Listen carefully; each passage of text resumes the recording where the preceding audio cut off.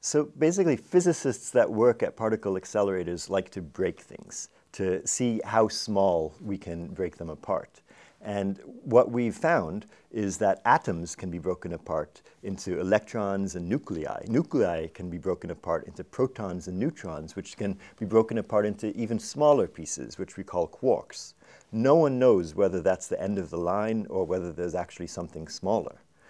And so the way in which these objects, quarks, electrons, interact with each other is by exchanging particles. These particles are force-carrying particles called photons, gluons, and WZ bosons. And these are the force-carrying particles that dictate the interaction based on the electric force, the weak nuclear force, and the strong nuclear force.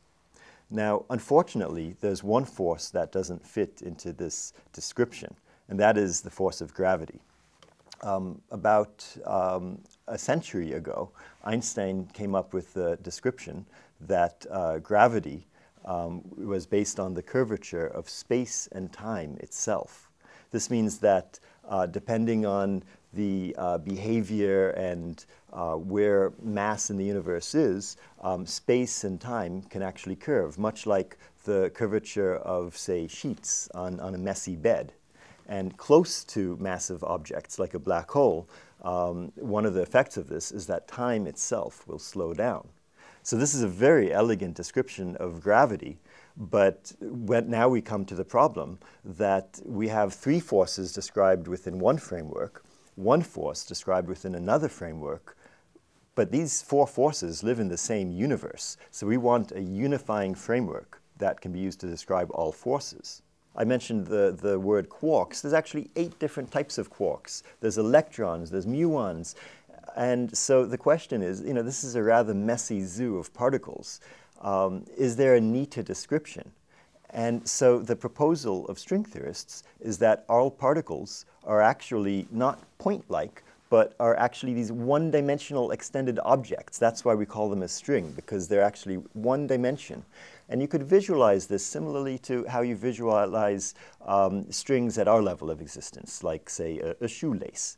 Now, the difference is that a shoelace actually has a width to it, whereas a string is infinitesimally thin. So the idea is that this string, a single type of string, can have many different ways of vibrating. Just like the string on a cello string has many different notes that it can give rise to, the fundamental string in string theory, each vibrational mode gives rise to a different type of particle, the quark, the electron, the graviton. And in fact, this is the compelling reason why string theory has been investigated for more than 30 years, is because it very naturally gives rise to the graviton. Not only does the graviton emerge from string theory, but in fact, it's a prediction of string theory. The idea is that in order to combine the notions of quantum field theory with string theory, the graviton must emerge. In fact, back in the 1970s, this was regarded as a weak point of string theory. That's because string theory was an attempt to describe just the strong nuclear force. But now that we've kind of made our goal a bit more broad, could it be a theory of everything that includes not just a description of the strong nuclear force, but of all forces, including gravity?